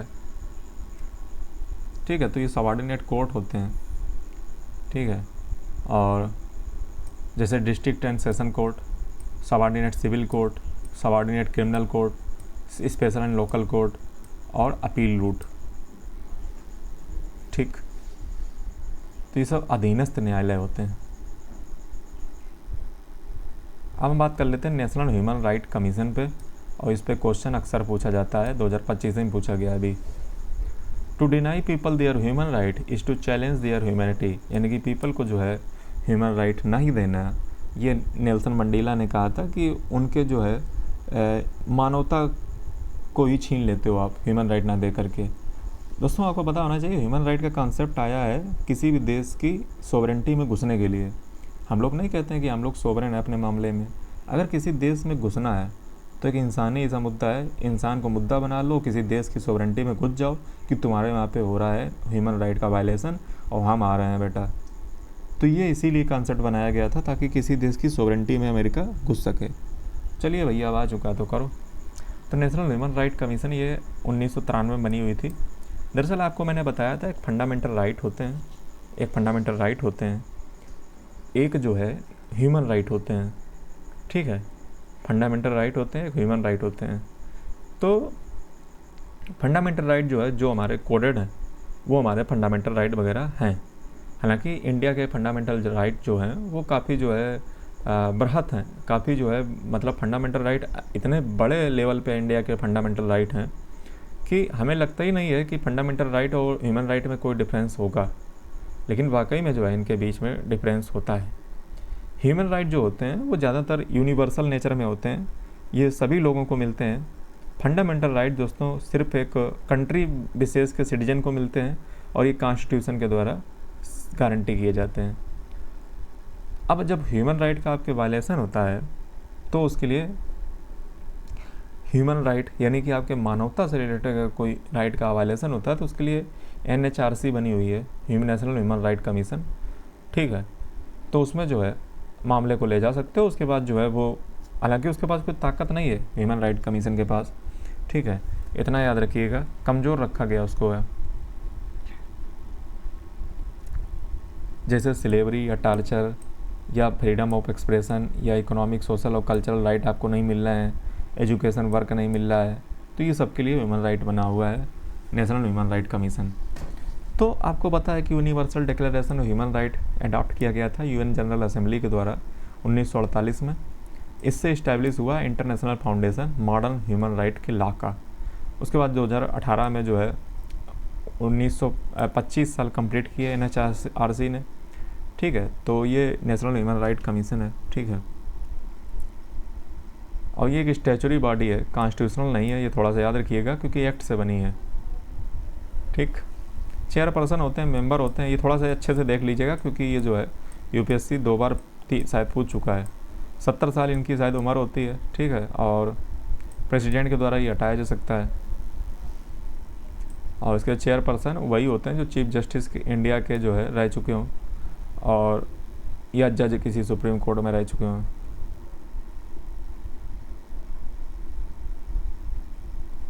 और इसके कुछ जो है टेरिटोरियल जुरिडिक्शन भी होते हैं, मतलब स्टेट ह्यूमन राइट कमीशन वो राज्यों में होती है, उसमें हाई कोर्ट के होते हैं। अब आ जाते हैं सेंट्रल इंफॉर्मेशन कमीशन। इंफॉर्मेशन दोस्तों जो है वो करेंसी होती है किसी भी डेमोक्रेसी में। ठीक है, ऐसा अक्सर माना जाता है कि सूचना से बहुत सारी चीज़ें जो है खुल जाती हैं, राज खुल जाते हैं। तो सेंट्रल इंफॉर्मेशन कमीशन का जो ये एक अपेक्स स्टैचुरी अथॉरिटी है, लॉ से बनी हुई है। ठीक है, और राइट टू इंफॉर्मेशन एक्ट से बनाई गई है। और राइट टू इंफॉर्मेशन एक्ट में जो सूचना प्रदान करने का काम होता है ना, जो कंप्लेन आती हैं, अपील आती हैं, वो देने का काम इसी का होता है, सेंट्रल इंफॉर्मेशन कमीशन का। और ये एक non constitutional quasi judicial body है। हेडक्वार्टर इसका न्यू दिल्ली में है और फाइनल अपीलिएट फोरम है ये RTI एक्ट का, ठीक है, ये चीज़ याद रखिएगा। तो सेक्शन 12 जो RTI एक्ट का है उससे ये कॉन्स्टिट्यूट होती है। चीफ इंफॉर्मेशन कमिश्नर होता है, ठीक है।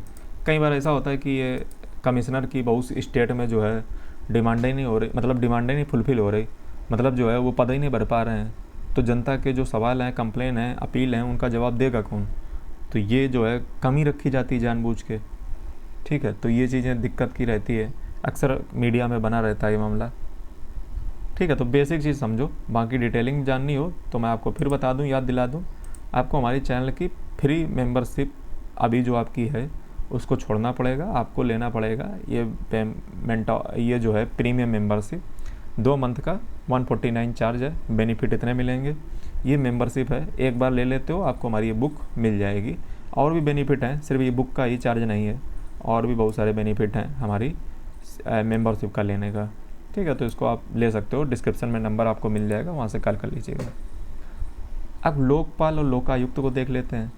ये दोस्तों बहुत ही इंपॉर्टेंट और हाई इम्पोर्टेंट टॉपिक है, 2025 में पूछा गया है लोकपाल और लोकायुक्त को लेकर के, क्योंकि ये मैटर फरवरी में था, ठीक है। तो इसलिए इसको मेंस उसमें प्रीलिम्स में पूछा था और मैंने इसको पढ़ाया भी था, अपने करंट अफेयर में इसको पढ़ाया था।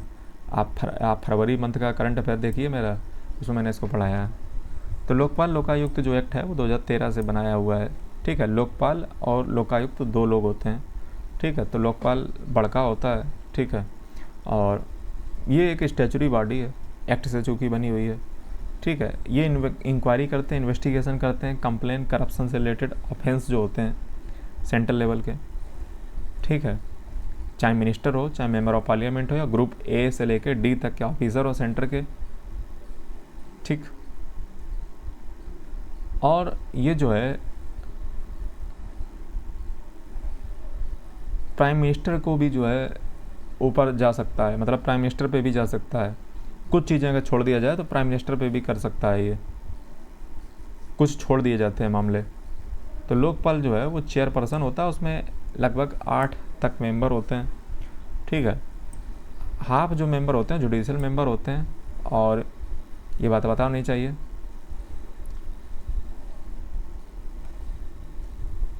तो इसमें चेयरपर्सन होते हैं, जुडिशियल मेंबर होते हैं, नॉन जुडिशियल मेंबर होते हैं, एंटी करप्शन मामले देखती है। सिलेक्टिंग कमेटी यही होती है, प्राइम मिनिस्टर वगैरह, speaker of Lok Sabha, leader of opposition Lok Sabha में, चीफ जस्टिस इंडिया के, ये सब जो है सिलेक्टेड कमेटी में होते हैं। तो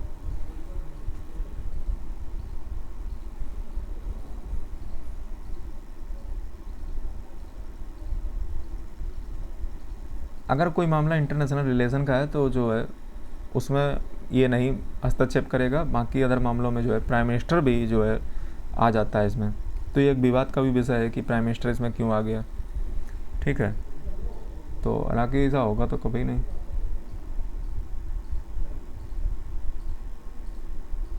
और ये जो है डायरेक्ट कर सकता है, ठीक है, प्रीलिमिनरी इंक्वायरी कर सकता है, CBI जैसी एजेंसी,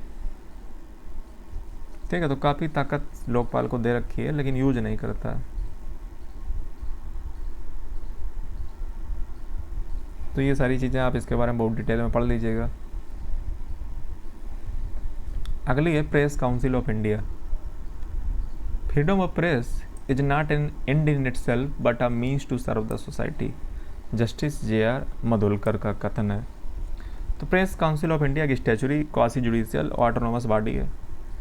ये फ्रीडम जो है प्रेस की मेंटेन करके रखती है, और जो न्यूज़पेपर और न्यूज़ एजेंसी का जो स्टैंडर्ड है वो मेंटेन होना चाहिए। कितना स्टैंडर्ड हमारे देश का अच्छा है वो तो आप जो है रैंकिंग से समझ सकते हो कि हमारे देश की रैंकिंग क्या है? तो इंडिया की मीडिया तो जो है कहीं नहीं किया है, तो वो तो जो है शर्मनाक रैंकिंग है, 151वीं रैंक है शायद, जहाँ तक मुझे पता है 180 देशों में। तो ये जो है स्टैंडर्ड न्यूज़ और पेपर और एजेंसी का जो है बना के रखता है कि वो जो है बस एक ही व्यक्ति का गुणगान करना है पूरे दिन बैठ करके, ठीक है। तो इंडियन प्रेस काउंसिल एक्ट 1965 से पहली बनी थी, और जस्टिस JR मधुलकर जो है इसके चेयरमैन थे पहले, तो पता चलेगी। अब आगे हटाओ, इससे कोई क्वेश्चन हालांकि अभी तक आया नहीं है ज़्यादा। अब हम देखते हैं national commission for minority. The measure of a democracy is how it protects इस माइनॉरिटी। यानी कि किसी भी डेमोक्रेसी को पहचानना है तो उसकी माइनॉरिटी में देखिए कितना काम होता है। तो ये 1992 में एक एक्ट से बनी है, ठीक। ये माइनॉरिटी से रिलेटेड मामले को देखती है, स्टैचुरी स्टेटस है क्योंकि एक्ट से बनी है। और मिनिस्ट्री ऑफ होम अफेयर के द्वारा जो है पहली बार रिजोल्यूशन एक पास किया गया था 1978 में, माइनॉरिटी को जो है मॉनिटर करने के लिए, उनको जो है कुछ नेशनल मैकेनिज्म जो है प्रोवाइड करने के लिए, ठीक। चेयरपर्सन, वाइस चेयरपर्सन, वही सारी चीज़ें होती हैं। और माइनॉरिटी हमारे देश में मुस्लिम, क्रिश्चियन, सिख, बुद्ध, पारसी, जैन ये आते हैं। ये 1993 में नोटिफाइड हुई थी। जैन कम्युनिटी बाद में हुई है।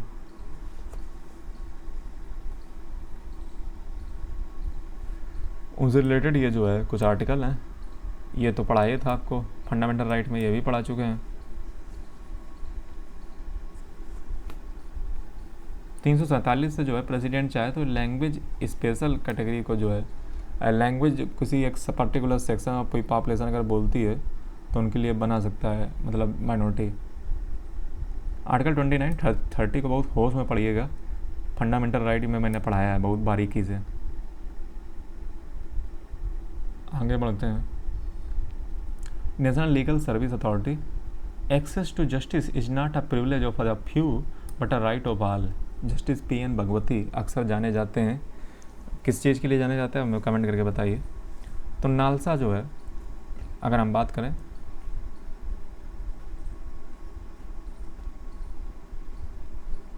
ये एक स्टैचुरी बॉडी है, एक्ट से बनी है, और ये रिस्पॉन्सिबल है organising and monitoring legal aid and legal service in the India. यानी कि जो लीगल सहायता या लीगल जो सर्विस दी जाती है इंडिया में उसको मॉनिटर करने के लिए 1987 के एक्ट से बनी है, ताकि 39A में जो सबको कानूनी सहायता की बात की जाती है DPSP में वो प्रोवाइड हो सके। और ये 9 नवंबर 1995 को एक्ट आया इफेक्ट में, और इसका लक्ष्य था कि जस्टिस सभी को मिलना चाहिए। हेडक्वार्टर न्यू दिल्ली में है, और ये 39A का जो ऑब्जेक्टिव है उसको पूरा करता है। तो national level, state level, district level, taluka level, high court और सुप्रीम कोर्ट सर्विस कमेटी, ये इतने लेवल इसके हैं। बेनिफिशरी इसके जो है आपको सेक्शन 12 में दिखेंगे। Women, children, SC ST, industrial workman, personal disability, person in custody, victim of trafficking and natural industrial disasters, victim of, मतलब इससे सभी को जो है न्याय मिलेगा और हर व्यक्ति जो है कानून को अफोर्ड कर पाएगा। और वो बात दोस्तों अलग है कि बाद में घूस लई लिवा करके वो केस ही हार जाते हैं, ठीक है। हेलो जी सर, हेलो सर, अभी एक सेकेंड हम आपसे कॉल कर रहे हैं। ओके सर, अभी कॉल कर रहे हैं, लेक्चर रिकॉर्ड कर रहे हैं सर अभी।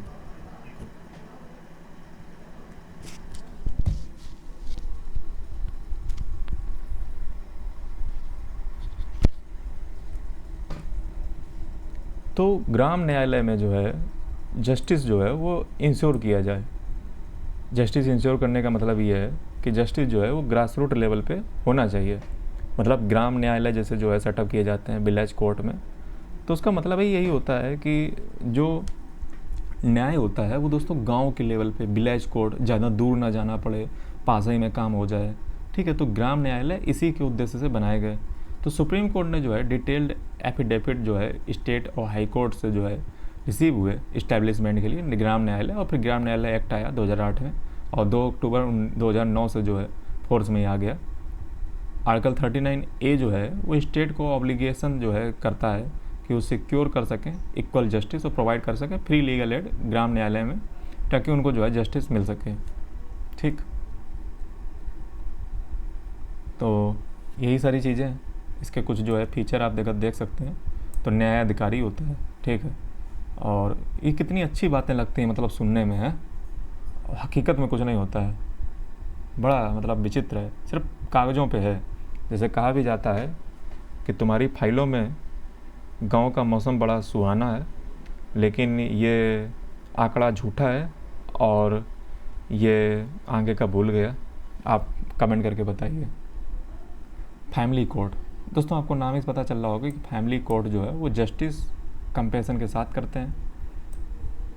जस्टिस सिर्फ होना नहीं चाहिए, जस्टिस होता हुआ हील होना चाहिए, फील होना चाहिए, ऐसा लगना चाहिए। तो फैमिली कोर्ट, फैमिली से रिलेटेड मामले, ये एक्ट आया था 1984 में, तब से जो है बने हैं, ठीक है।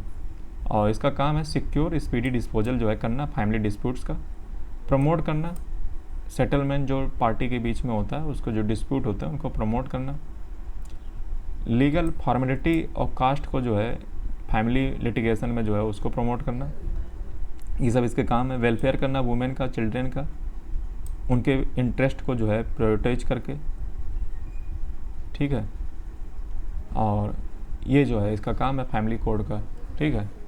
तो स्टेट गवर्नमेंट जो है हाई कोर्ट से कंसल्टेशन के बाद इस्टेब्लिश करते हैं फैमिली कोड को। ये बात आपको पता होनी चाहिए। जहाँ पे 1 मिलियन से जो है पॉपुलेशन एक्सीड कर जाती है, इनके बारे में डिटेल आप पढ़ सकते हो।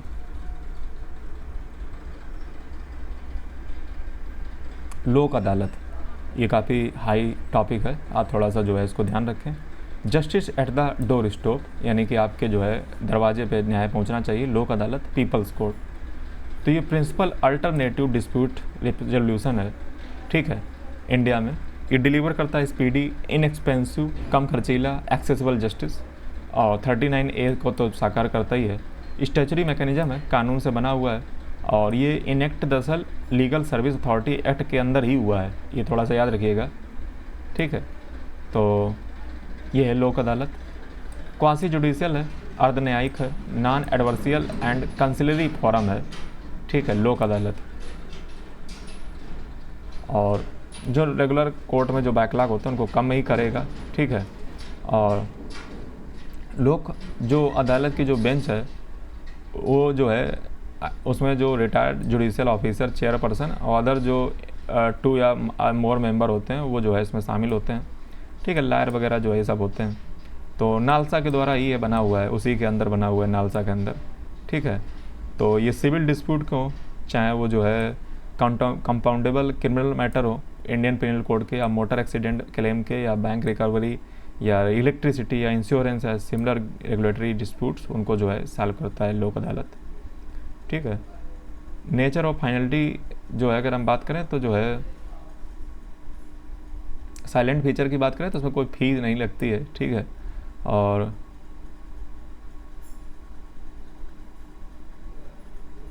वॉलंटरी है और नॉन कोअर्सिव है, ठीक है। और इसमें जो है कंसेंट दोनों पार्टी की, मतलब ऐसे नहीं होता जैसे तुम बैठो लाओ बात करवा दें, ठीक है। जैसे इजराइल और अमेरिका के बीच में जो है जो मामला सलटवाया, तो उसमें जैसे नहीं 2 व्यक्ति रहे थे, एक तो ट्रंप के दामाद इवांका ट्रंप, और दूसरे दोस्तों जो है जो बिटकॉफ, तो उन्होंने जो है मामला सलटवा दिया अमेरिका और जो है जो इजराइल और फ़लस्तीन हमास के बीच में चल रहा था, मिडिल ईस्ट के देशों के साथ बात करके। तो वही मतलब इनका काम है कि मतलब मामले को सलटा देना बातचीत करा करके, ठीक है। तो ये लोक अदालत होती हैं। उसके बाद अल्टरनेटिव डिस्प्यूट रेजोल्यूशन मैकेनिज्म, ठीक है। ये फ्लेक्सिबल रूट होता है, ठीक है।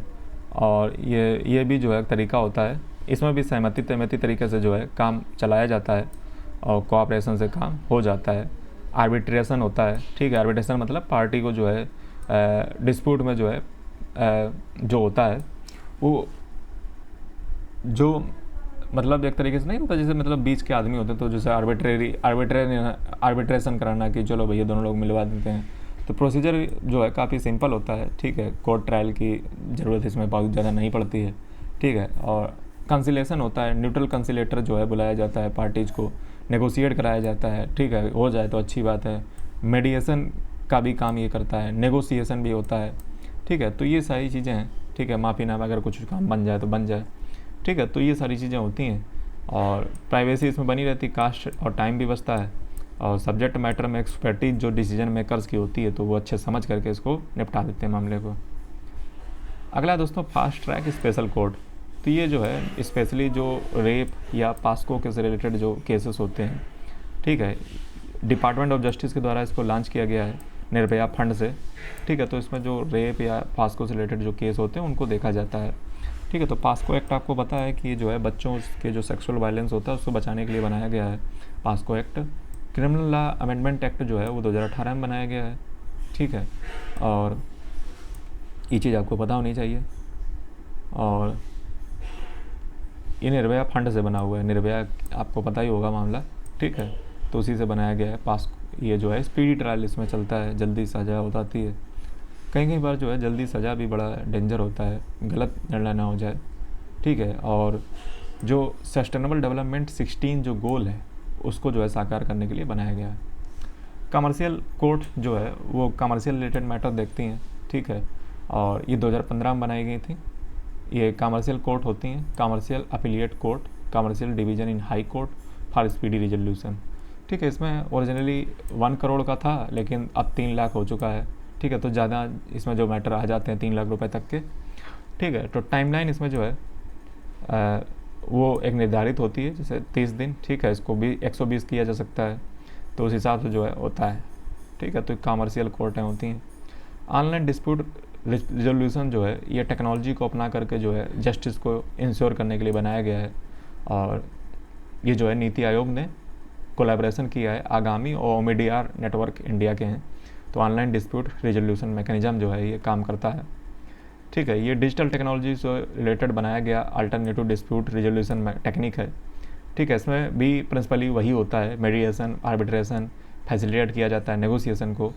तो ये ऑनलाइन डिस्प्यूट रिजोल्यूशन मैकेनिज्म है, ठीक है। तो जैसे बहुत सारे प्लेटफॉर्म बनाए गए हैं, जैसे ऑनलाइन कंज्यूमर मेडिएशन सेंटर, समाधान पोर्टल, डिस्प्यूट पॉलिसी, ई कोर्ट, ई लोक अदालत, ठीक है। तो ये सारी चीज़ें जो है ओडीआर इंडिया में अगर हम बात करें तो जुडिशियल काफ़ी पेंडेंसी रहती है, अरे क्या बताने का फायदा नहीं है दोस्तों। अगर आप डेटा जानना है ना कि कितने कोर्ट में कहाँ केस कितने पेंडिंग रहते हैं, तो आप नेट पे जा कर के डेटा ग्रिड जो उठाया वेबसाइट है वहाँ से आप देख सकते हो कि ऑनलाइन कितने कोर्ट जो है केसेस पेंडिंग पड़े हुए हैं, ठीक है। डेटा ग्रिड जो है वो काम करता है सुप्रीम कोर्ट का, तो उस पर आप देख सकते हो ला। और national consumer dispute redressal mechanism, आपको दोस्तों पता है कि जागो ग्राहक जागो, खूब सुना होगा, ठीक है। तो consumer is the king of the market, their protection is the hallmark of just economy. यानी कि कंज्यूमर अगर कुछ भी खरीदता है, कल को कुछ ख़राब हो जाता है, तो जो है national consumer dispute redressal mechanism जो है उस पर काम करता है। फॉर एग्जांपल जैसे मैं आपको बताऊं कि कंज्यूमर कमीशन का बहुत रोल इंपॉर्टेंट है, क्योंकि आए दिन जो है तमाम तरीके के फ्रॉड, कंपनियां चपकाना, किसी को जो है गलत तरीके की जो है मार्केटिंग स्ट्रेटजी का प्रयोग करना, तो ये बहुत सारे मामले अक्सर आते रहते हैं। तो इसके लिए कंज्यूमर जो है रिड्रेसल मैकेनिज्म बना हुआ हमारे देश में है, ये एक स्टैचुरी है, ठीक है। ये 2019 में अभी रिसेंट में जो है प्रोटेक्शन एक्ट अभी हाल का है, मतलब ताज़ा है, हालांकि है तो बहुत पुराना, 2019 में जो है ये रिसेंट का है। 1986 में कंज्यूमर प्रोटेक्शन एक्ट बना था। तो ये जो है रिड्रेस करता है जो कंज्यूमर से रिलेटेड मामले होते हैं, ठीक है। जैसे कोई प्रोडक्ट ख़राब निकल गया या कुछ भी, जैसे मान लो जो है, जैसे मैं अपना एक रिसेंट का अगर जो है एग्जांपल दूं, तो मैंने एक बस बुक की थी UPSRTC CC से, टिकट बुक की थी। और जब मैंने जो है ऑनलाइन टिकट बुक कर दी, मैंने पैसे दे दिए, जब मैं बस पे पहुंचा तो बस वालों ने क्या कहा कि जो है ये बस तुम्हारी है ही नहीं और टिकट हम ऑनलाइन नहीं मानते हैं। मतलब वही UPSRTC जो है आप ऑनलाइन बुक करवा रही है टिकट, लेकिन जब मैं बस पे जाता हूँ तो वो कहते हैं कि ऑनलाइन टिकट माननी नहीं जाती है और मुझे वो बैठने नहीं देते हैं। तो ये किस प्रकार का है? या तो आप ऑनलाइन बंद कर दीजिए या तो जो हमें बैठने दीजिए। तो ये कंडक्टर क्या करते हैं, ये अपना जो है अलग धंधा चलाते हैं, वो अपनी अलग मार्केटिंग चलाते हैं, और मेरे पैसे जो है वो मारे गए। हालांकि कोई बहुत बड़ा अमाउंट नहीं था, ठीक है, जितना मुझे टाइम बर्बादी होता अगर मैं जो है उसको लड़ता वगैरह वगैरह, ठीक है, 200-250 का मामला था, तो कोई बड़ा चीज़ नहीं था। लेकिन फिर भी जो है ये कितना, मतलब मुझे बुरा लगा कि जो है फिर मुझे पैसे पे करने पड़े, ठीक है। तो यही होता है national consumer dispute redressal mechanism. या मान लीजिए कई बार क्या हो कि जैसे मान लो आपने कोई चीज़ खरीदी और वो कंटिन्यू ख़राब हो रही है, लेकिन ख़राब होते होते आपकी वारंटी ख़त्म हो चुकी है। तो कई बार होता है कि डिस्प्यूट जो ये कंज्यूमर कोर्ट होता है वो क्या करता है कि उस चीज़ को रिप्लेस करवा देता है, भले वारंटी ख़त्म हो गई हो, क्योंकि ये ख़राब क्यों हो रही थी। तो ये काफ़ी जो है ग्राहकों का भरोसा है। ठीक है, तो ये होता है। ऑनलाइन भी आप जो है फाइल कर सकते हो। ठीक है, केसों को अगर आप फाइल करना चाहो तो कर सकते हो। ठीक, तो आगे बढ़ते हैं दोस्तों। अगली है national commission for protection of child right. इसको दोस्तों मैंने इसलिए डाला है, इसको डालने के पीछे पर्पज़ ये है कि दरअसल जो है इसी साल यूपीएससी ने क्वेश्चन पूछा है national commission for protection of child right से। ठीक है, तो बच्चों के अधिकार से रिलेटेड जो है ये आयोग काम करता है, और ये कमीशन जो है इस्टेब्लिश किया गया 2005 में एक्ट से है। ठीक है, और ये स्टैचुटरी बॉडी है। ठीक है, क्वासी जुडिशियल इसके पावर हैं से। ठीक है, और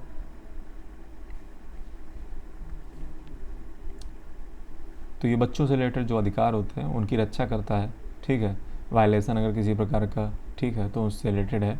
सिविल का ताकतें इसके पास हैं। पास्को ई बॉक्स इसके लिए बना हुआ है। ठीक है, संवर्धन प्रोग्राम है, मासी प्रोग्राम है, घर प्रोग्राम है। तो ये सारे जो है मेजर ऑपरेशनल इनिशिएटिव हैं। ठीक है, तो ये चीज़ आप याद रखिएगा। अब हम बात कर लेते हैं सेंट्रल ब्यूरो ऑफ इन्वेस्टिगेशन, यानी कि CBI, central bureau of investigation. तो CBI जो है आपको पता है कि हमारे देश में इन्वेस्टिगेटिंग एजेंसी है। ठीक है, और ये Delhi police special establishment act 1946 से बनी हुई है। ठीक है, तो CBI कॉन्स्टिट्यूशनल बॉडी नहीं है। ठीक है, CBI कॉन्स्टिट्यूशनल बॉडी नहीं है। ठीक है, और ये जो है एग्जीक्यूटिव रेजोल्यूशन से जो है स्टैचुटरी पावर DPSC एक्ट से जो है वो लेती है, और DOPT जो डिपार्टमेंट है उसके अंदर काम करती है। और ये जो है जो करप्शन से रिलेटेड मामले होते हैं, ठीक है, ये काफ़ी प्रोफेशनल लोग होते हैं। इकोनॉमिक ऑफेंसेस के लिए जो है बनी हुई है आपकी ED, इन्फोर्समेंट डायरेक्टरेट। सीरियस जो क्राइम्स होते हैं उनकी जांच करती है, और इंटरनेशनल एजेंसी के साथ भी जो है कोऑपरेट करती है। ठीक है, हालांकि इसके लिए NIA भी एक होती है, नेशनल इंटेलिजेंस एजेंसी। ठीक है, एक RA भी होती है, एक रिसर्च एंड एनालिसिस विंग। ठीक है, तो ये CBI है जो देश में जो है मामले देखती है। ठीक है, और ये काफ़ी प्रोफेशनल होते हैं। ठीक है, इंटर एजेंसी कोऑर्डिनेशन भी इनका रहता है। ये स्टेट में भी चेक कर सकते हैं सुप्रीम कोर्ट की सहमति से। ठीक है, तो ये चीज़ आप याद रखिएगा। और हालांकि अभी रिसेंट का अगर जजमेंट की बात करें तो जो है सेंट्रल के जो एम्प्लॉय हैं उनकी भी जो जांच हो सकती है, और स्टेट की कंसर्न की ज़रूरत उसमें ज़्यादा है नहीं। और ये जजमेंट की मैं बता रहा हूँ, हालांकि प्रावधान तो कुछ अलग ही हैं। सुप्रीम कोर्ट की चाहिए होती है सहमति, या राज्य जो है सहमति दे दे सेंटर को।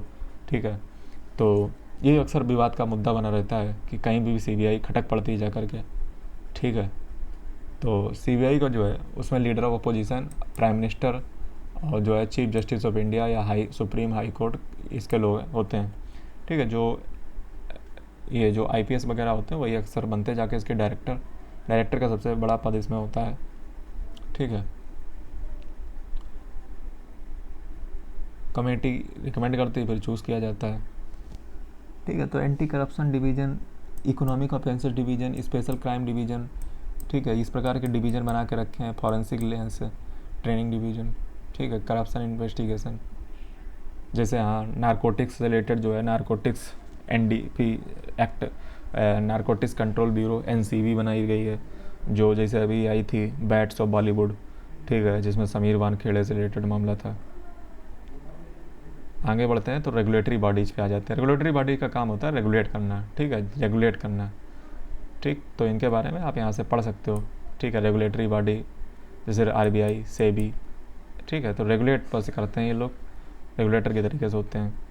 सेकेंड ARC ने बहुत सारी जो है सजेशन दिए हैं। 12th रिपोर्ट और 13th रिपोर्ट वो रेगुलेटरी बॉडी को सजेशन के लिए है। ठीक है, ये आप पढ़ सकते हो। रेगुलेटरी बॉडी RBI आपको पता है, ये आप इकोनॉमिक्स में भी पढ़ोगे। 1 अप्रैल 1935 को हिल्टन यंग कमीशन की सिफारिश पे 1 अप्रैल 1935 जिस दिन मूर्ख दिवस होता है वो बनाई गई थी। शक्तिकांत दास इसका करंट गवर्नर है, ये कभी पूछेगा वैसे भी नहीं। ठीक है, तो सेंट्रल बोर्ड ऑफ डायरेक्टर्स होते हैं इसमें, कुछ ऑफिशियल डायरेक्टर होते हैं, कुछ नॉन ऑफिशियल डायरेक्टर होते हैं, कुछ लोकल बोर्ड होते हैं। 4 साल के लिए जो है डायरेक्टर इसका होता है, ये थोड़ा सा याद रखिएगा। मॉनेटरी पॉलिसी एक एग्रीमेंट होता है, monetary MPC, national monetary policy committee जो होती है गवर्नमेंट के साथ एक एग्रीमेंट होता है कि अगर जो है इन्फ्लेशन रेट देश में जो है 4 से 2%, 4 या 2% के बीच में रहेगा तो कुछ नहीं करना है। अगर 4 से ऊपर या 2 के नीचे आ गया इन्फ्लेशन रेट तो फिर जो है गवर्नमेंट को जो है गवर्नमेंट को जो है 3 क्वार्टर के बाद बताना पड़ेगा कि ऐसा क्यों हो रहा है, ठीक है। तो ये मॉनेटरी पॉलिसी कमेटी के बीच ऐसा एग्रीमेंट होता है, 2016 में हुआ था। तो रेगुलेटर है, सुपरवाइजर है फाइनेंशियल सिस्टम की, ठीक है। मैनेजमेंट करती है फॉरेन एक्सचेंज का, फेमा के जो फॉरेन एक्सचेंज मैनेजमेंट एक्ट है उससे, और इशू करती है करेंसी को।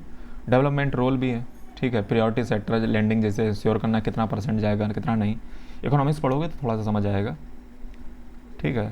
तो ये सारे एक्ट हैं इससे रिलेटेड। ये RBI है, RBI। अगला दोस्तों है security and exchange board of India, SEBI. ये दोस्तों जो है भारत में जो स्टॉक मार्केट होता है उसको रेगुलेट करती है। ये नॉन स्टैचुरी बॉडी है, पहले आप समझ लो, ये नॉन स्टैचुरी बॉडी है, ठीक है।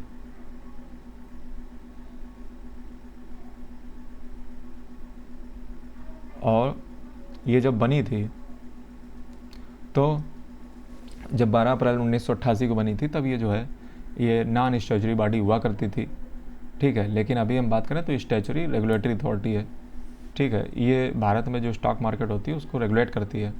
सेबी एक्ट 1992 से बनी हुई है, ऑटोनॉमस बॉडी है। इसका हेडक्वार्टर मुंबई में है, जो बांद्रा कुर्ला कॉम्प्लेक्स आपने सुना होगा। रीजनल ऑफिस इसकी न्यू दिल्ली, कोलकाता, चेन्नई, अहमदाबाद में है। प्रोटेक्शन जो है इंटरेस्ट, जैसे कई सारे जो है तरीके अपनाए जाते हैं स्टॉक मार्केट में, तो उससे जो है जो इन्वेस्टर है उसको बचाना, कुछ गलत प्रकार की एक्टिविटी हमारे देश में हो रही होती है तो उसको रोकना, और कस्टमर के हित में जो है जो इन्वेस्टर है उसके हित में काम करना। ये जो है सेबी जो है मॉनिटर करती है, बाज़ार को देखती रहती है, बाज़ार को नियामक करने का काम सेबी का है। और कोई डेवलपमेंटल मेजर अगर लेना होता तो वो भी लेती है, ठीक है। तो सेबी जो है वो आपको मैं बता चुका हूँ। सेबी का एक सिक्योरिटीज एपिलिएट ट्राइब्यूनल भी होता है, ठीक है। क्वासी जुडिशियल एपिलिएट बॉडी है, ठीक है, ये आप याद रखिएगा, ठीक है। क्वासी जुडिशियल बॉडी है। तो सेबी जो है उस स्टॉक से रिलेटेड है।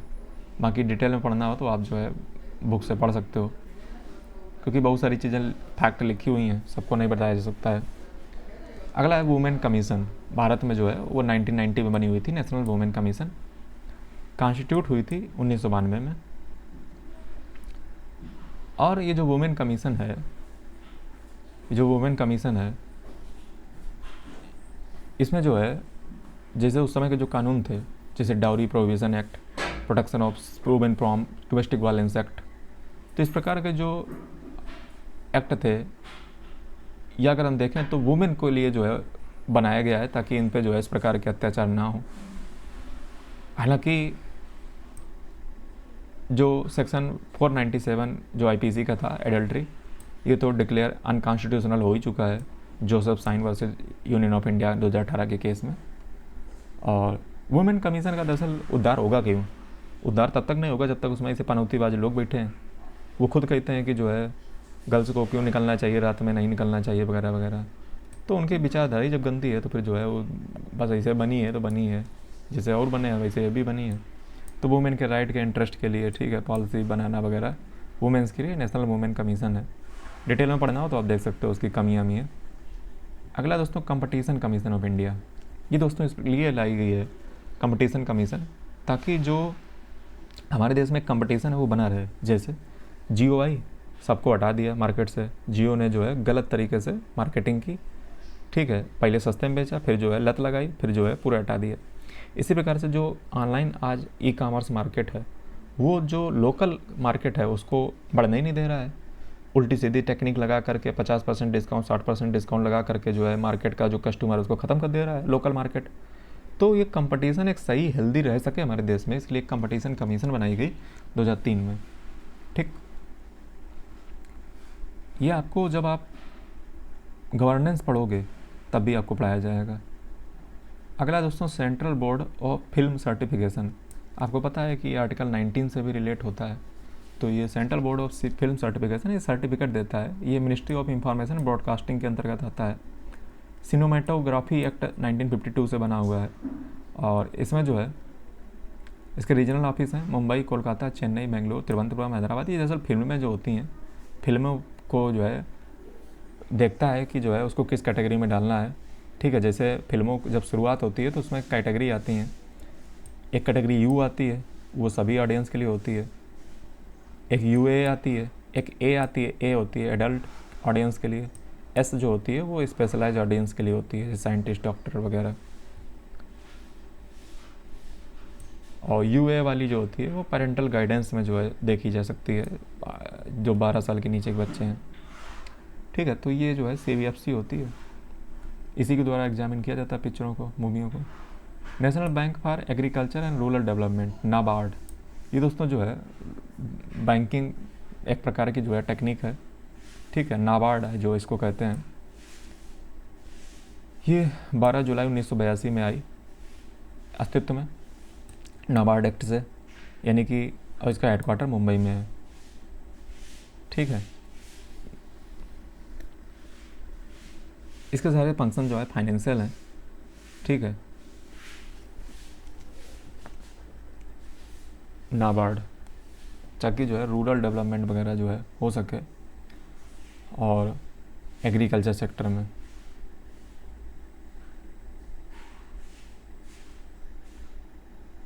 कई सारे फंड भी इस्टेब्लिश किए गए हैं, या पढ़िएगा, जैसे किसान क्रेडिट कार्ड, रुपए किसान कार्ड, ये सब जो है ताकि लोन किसानों के पास पहुंचाया जा सके।